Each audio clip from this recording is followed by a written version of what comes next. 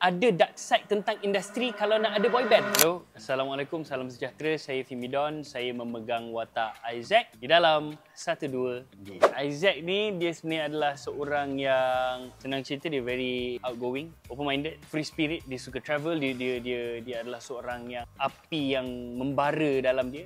Tetapi ada halangan, dan disebabkan halangan itu mengubahkan dia menjadi seseorang manusia orang panggil homebody. Tahu tak? Yang tak nak keluar rumah, yang malas, yang tak rasa motivated. Dan pertukaran itu hanya sebab satu sebab yang sangat major. Pertukaran itu menyebabkan dia dah tak boleh lah nak pergi balik dekat Isaac yang dulu.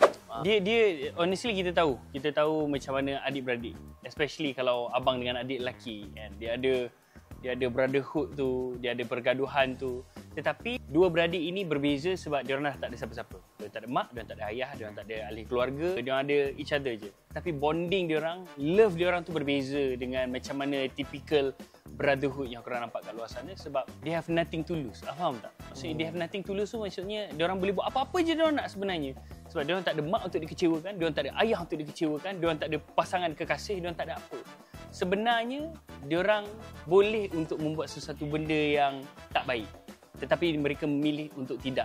Itu sahaja cukup untuk menunjukkan yang mereka punya brotherhood ini bermoral. So mereka punya brotherhood ni bijak. Bukan brotherhood yang sekadar aku mati untuk kau. Tak. Kalau dia cakap dia nak mati untuk aku akan cakap jangan.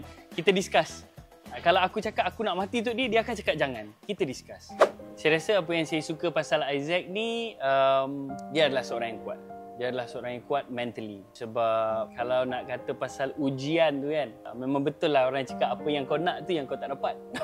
Apa yang kau tak nak tu yang kau dapat kan. So apa yang Isaac nak dalam hidup dia adalah untuk menjadi seorang penghibur. Di mana dia menjadi seorang penyanyi, dia menjadi lead singer di dalam boyband rival ini. Tapi malang sekali dia ada operation kotak suara dia, dan benda tu efek vocal cord dia dan dia tak boleh menyanyi. Itu adalah satu tragedi bagi seorang Isaac. Yang kedua adalah apabila mak dan ayahnya meninggal.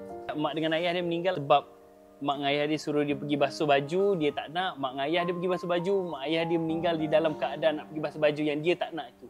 So, bagi Fimidon, Isaac layak untuk menjadi seorang yang depressed, untuk menjadi seorang yang grief, menjadi seorang yang down. Dia layak. Tetapi dia memilih untuk tidak sebab dia ada tanggungjawab di mana dia kena menjaga seorang adik. Fimidon tak ada adik. Fimidon adalah seorang yang bongsu. Isaac adalah seorang abang. Sebanyak kebaikan Isaac itu saya boleh ambil. Dan di hujung-hujung kita syuting ni saya realise yang saya, Fimidon, sepatutnya jadi lebih macam Isaac sebab Isaac memegang tanggungjawab dia. So itulah sebab kenapa saya suka Isaac. Fun fact, saya dan Ariel, kita orang kenal way back. Kita orang kenal pada umur 7 tahun. Masa Ariel join rancangan reality nyanyian, Idola Kecil. Saya dah kenal dia, lepas tu kita orang lost contact. Lepas tu kita orang jumpa balik umur 18. Lepas tu kita lost contact, kita jumpa balik 24. Kita orang lost contact, lepas tu kita berjumpa di sini. Ariel adalah seorang yang sangat suka akan ilmu yang baru. Bila dia berlakon satu dua dia ni, dia cakap, Mi, aku tak boleh berlakon, Mi. Aku dah lama tak berlakon, Mi, dia kata. Dan bila kita orang duduk, kita orang ada session. Sebenarnya dia adalah seorang pelakon yang sangat luar biasa sebab pelakon yang bagus tidak akan pernah berpuas hati dengan kerja dia. So Ariel adalah seorang pelakon yang bagus sebab dia tak pernah berpuas hati dengan kerja dia. Sedangkan bila saya kerja dengan dia, okey. Dan saya rasa Ariel dia ada future yang sangat cerah when it comes to berlakon. Nyanyian tak payah cakap . Easy going, senang nak discuss, suka rehearsal dialog, jujur, itulah dia Ariel.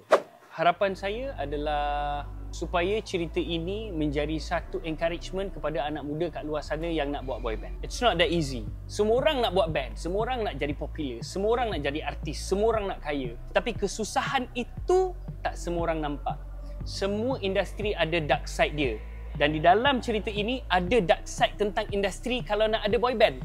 Bayangkan kalau ada 5 orang dalam satu grup, 5 kepala kau nak kena melayan. Seorang ni diva, seorang ni tak boleh bangun awal, seorang ni tak nak nyanyi genre ini, seorang ni tak boleh menari, seorang ini tak nak belajar. So, dalam series ini akan memberi sedikit sebanyak ilmu dan juga pengetahuan tentang industri. So, saya harap kalian yang menonton ini bukan sekadar menonton untuk entertain diri sendiri, tetapi juga untuk belajar dan untuk menjayakan dan mewarnai lagi industri muzik, insyaAllah.